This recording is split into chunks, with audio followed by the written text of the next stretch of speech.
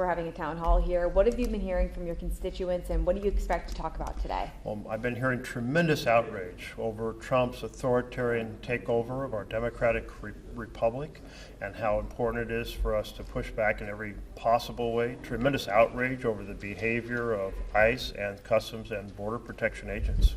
And then kind of pulling off that, Oregon lawmakers, they're proposing a bill that would require schools notify families that ICE is on campus.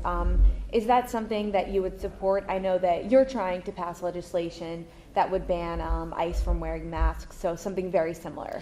Yes, and I'm very much supporting legislation that says ICE has to stay out of sensitive areas. This was done under a federal rule that President Trump got rid of the first month he was in office. So whether it's schools, churches, places of worship, courthouses, so I'm very supportive of this concept. Yeah, and do you think it'll make children, families less afraid to go to school? Because I know some immigrants right now, they're afraid to leave their house. They're afraid to go to school, work. I think we have to realize that the fear is going to persist as long as there's this massive, aggressive effort to grab people. You know, when Trump campaigned, he said he was going to go after folks who had committed violent acts in our country and deport them.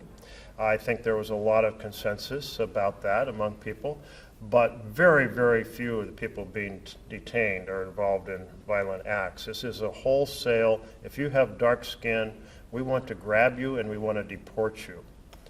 And then President Trump now, he is proposing invoking the Insurrection Act in Minneapolis, something, you know, that hasn't been invoked since the 90s, since President Bush. What do you have to say about that? The Insurrection Act is an extremely dangerous tool in the hands of President Trump. What he used to try to federalize the National Guard was Title X, a different law.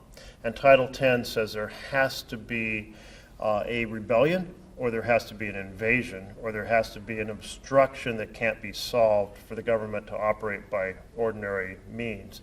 None of those clear standards were met. That's why the court said the president's case was untethered to the facts. I thought that was a very eloquent, poetic way of saying the president's proposals were bullshit. But the Insurrection Act gives deference to the viewpoint of the president. And that's why it's so dangerous.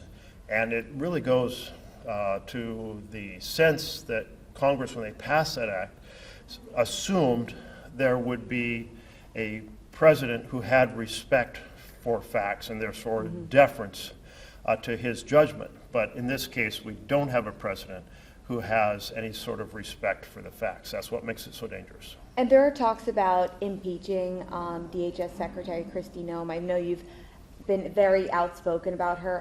Why do you think she should be impeached? And realistically, you know, the House and Senate are both controlled by Republicans. Do you think she could be removed from office, just realistically? I don't think she can be impeached because I don't think the Republican leadership of the House will do that at all. But next year could be a very different situation. And I think she should just step down.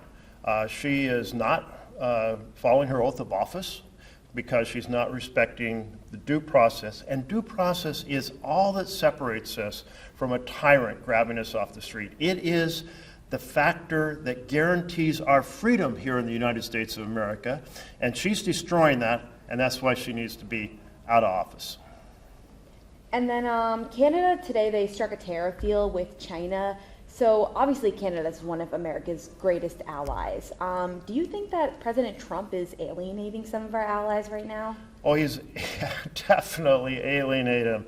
He's destroying all kinds of relationships we have. First, just on the level of the tariffs. By the way, the president does not have tariff power under the Constitution. That belongs to Congress. That's another unconstitutional act by the president. It's part of the taxing powers, and the taxing powers belong to Congress, not the president. No other president has implemented tariffs without legislative framework passed by Congress. But listen, the way he's treated Canada, our tourism has dropped enormously of Canadians. That's just one way of measuring it. But we've offended all of Europe by our lack of credibility and being a clear partner, on again, off again for Ukraine. often insulting the Europeans about the help that they're providing. We're talking about this sphere of influence where might is right and we can take what we want. All of that is so undermining our influence in the world, really, really damaging the United States commercially and certainly in terms of our leadership on human rights and democracy. And my last question, really quick. Today, Trump said that acquiring Greenland is a national priority.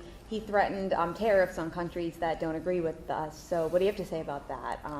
Is acquiring Greenland a national priority? The president is deranged. He's damaging our national security. This is an ally. We have defensive installations in Greenland. They're completely open to us expanding those and negotiating expansion. He's creating fictions about Chinese and Russian boats running all around Greenland. I mean, he doesn't know what he's talking about, and he's really hurting our interests.